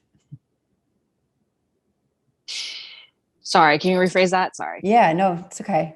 After coming out of this relationship with her, what is it that you are taking away from it? Like, what are the things that you valued in it? What are the things that you appreciated about it? Or what are the things that you've learned? It's going to sound a little weird, I guess, but I guess I can say I believe more in second chances, I think. I love that. Yeah. That's so because it's like you can look at something at a superficial level, right? And be like, you know, take it as it is. Or like, it's kind of like, I think the one thing that I struggled with is that, like, oh, it's going to sound so corny, but whatever, I'm going to say it anyways for all the world to hear. But I think it was more of, you know, there were certain aspects I was kind of like, okay, like not annoying, but I was kind of like, it is what it is. And it's like, I still loved her through that. And I was like, now some people can argue like, oh, Carrie Lynn, like you shouldn't, that's not a reason to like stay with somebody or something like that. But like, even though I was kind of like iffy about a certain thing, I still loved her for it. And I like, you can say like, oh, you held on to that for way too long. Like, yeah, some people can make that argument. I mean, it wasn't like anything like horrific she did, obviously not. But it was, you know, that's why I think I'm like a big believer in second chances. And I think that's where our values kind of clashed a little bit, because she had certain values. And I was like, wait a minute, this is not, but again, that's a whole nother conversation. But I think, yeah, I mean, I'm definitely I'm definitely more of a believer of second chances. Third chances, well, it depends on what the chance you gave them. But, you know. I like that. Again, it depends. Yeah, totally I like that. Choosing when, you know, because we have the autonomy of choice. Like, I think a lot of people forget, like, we have options. And so choosing to give someone grace in a relationship is huge, especially because ain't nobody perfect, right? We all have our own version of our own red flags. So like, I love that that's your takeaway from it is, you know, I get to choose what kind of chance I give, right? What kind of grace I give and how many times I give that grace. Right. Like, that's so empowering for you. And I hope you look at it that way. Like, oh my gosh, yeah, I do get to choose. Like, this is my grace to give to whoever I decide to give it to. Yeah. Yeah. I love that. I think what moving forward can look like, I mean, there's there's an infinite amount of ways in which you could move forward, and whatever you decide feels natural to you and helps you move like through each day in peace is going to be the best lane for you. But I think based on what I'm hearing and what you're being gracious enough in giving is that like you can take all of this experience that you've had with this person and sort of decide what are the things that I feel like I've either learned to appreciate about myself in this process, that I've learned to appreciate about what it was like to be with this person. And I want to keep that in mind so that I am looking for that in my next partnership. Or sorry, my dog has something. It's okay. Hi, Tucker. He wants to chime in. And like, to sort of like give gratitude for the fact that you now have this information from this experience that you didn't have before. And also giving yourself credit for like noticing when it was eventually time to leave. Like however long you feel like it took you to get out, even if you started noticing some big red flags earlier before you made that decision, you eventually made that choice. Like, huge. Yeah.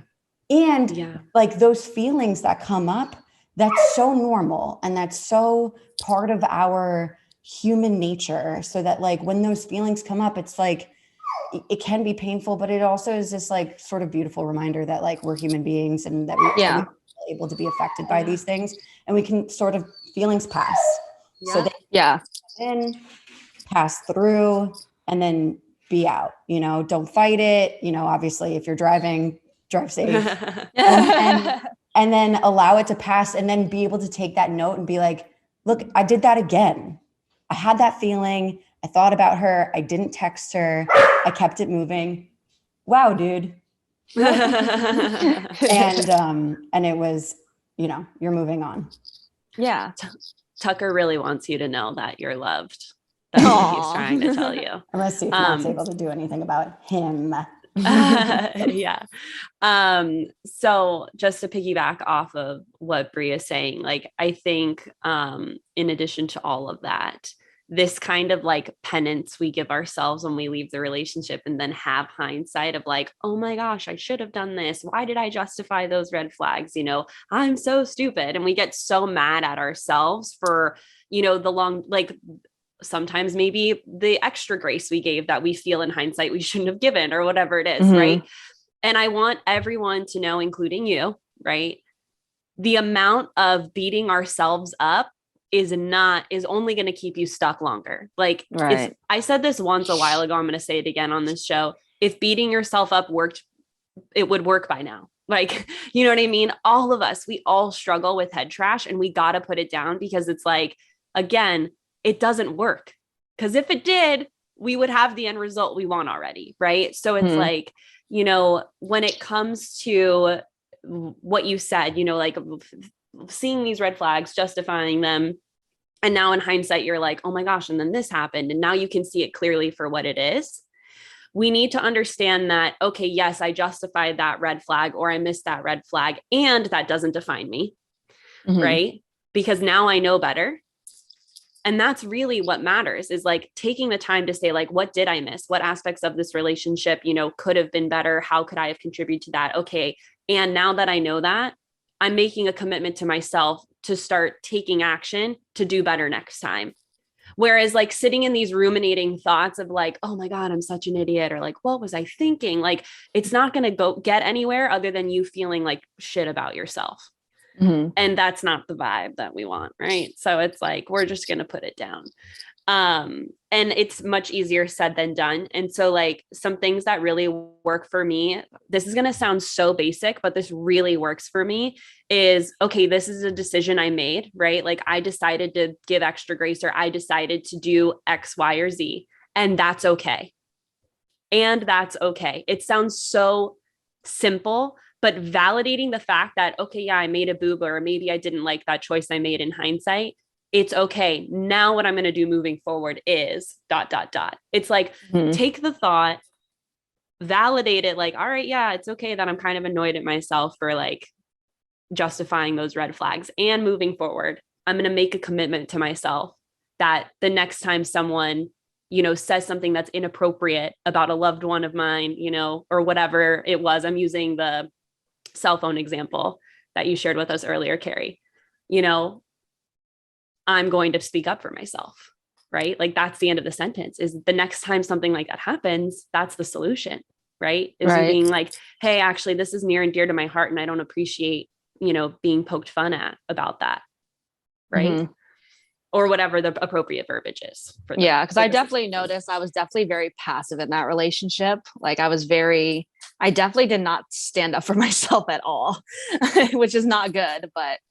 And you're working on now it now. Now I know to do it. So there you go. Yeah. And you've already started doing it. Like I'm sidebarring here. Like I've worked with Carrie a bit one-on-one. And so you've already started doing it, girl. Like celebrate yourself. You're setting the boundaries. Like you're doing it. So the fact that you have this perspective and this insight about what some of those patterns of behaviors were like, first of all, it takes two to tango. So like how your ex contributed to the conflicts that you face or the challenges that you guys faced, she has her own responsibility for it. But when you're able to look back and be like, yeah, I was super passive and yeah, I really didn't stand up for myself. That awareness is what allows you to break those patterns. You're still going to have moments where you're inclined to be passive because that might be your fault, right? Yeah. But as you continue to, you're aware of it, you're going to have some of these moments in future situations, hopefully with someone who is more invested in the relationship that you want with you. And you'll be able to be like, okay, I'm starting to feel like I want to just like not say anything. And I just want to like let them do their thing because they clearly feel really strongly. And then you're like, I'm going to take this risk right now. I'm going to try speaking up for myself. And it's in those moments. It starts with having the awareness of like, okay, I really don't speak up for myself. And then it's in those moments where you make a choice here to do something a little bit different, that's what's going to fuel the rest of that change that you're looking to see for yourself. Yes. Tucker hitting it Tucker home. Agrees. Yeah. Yes. Oh my gosh. That was so good, Bri. I love that. Thank you so much. That.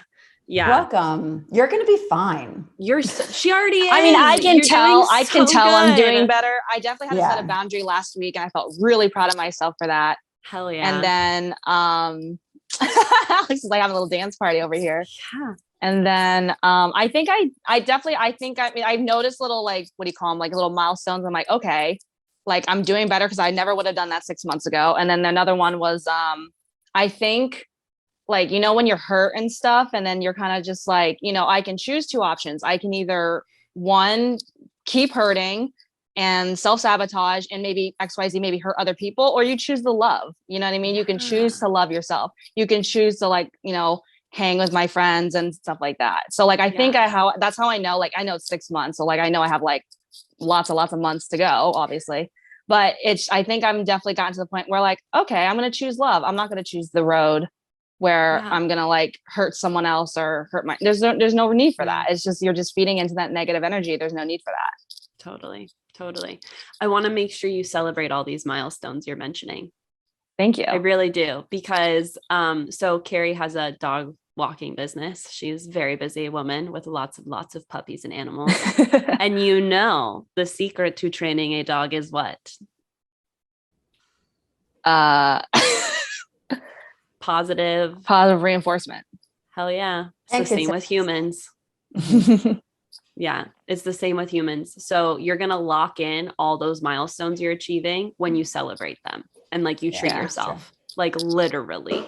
So if you're looking for an excuse to go buy more manga or anything, this is it. Like, yes. There you go. Yes. Got the last one. Oh my God. I just finished 33 last night. So now I'm starting this one. Excited. We both love that anime show. So good. Yeah. Yeah. Oh, well, I'm telling Bri, you and me. Yeah. I know nothing about anime, but I'm happy for you both. Yeah. Thanks.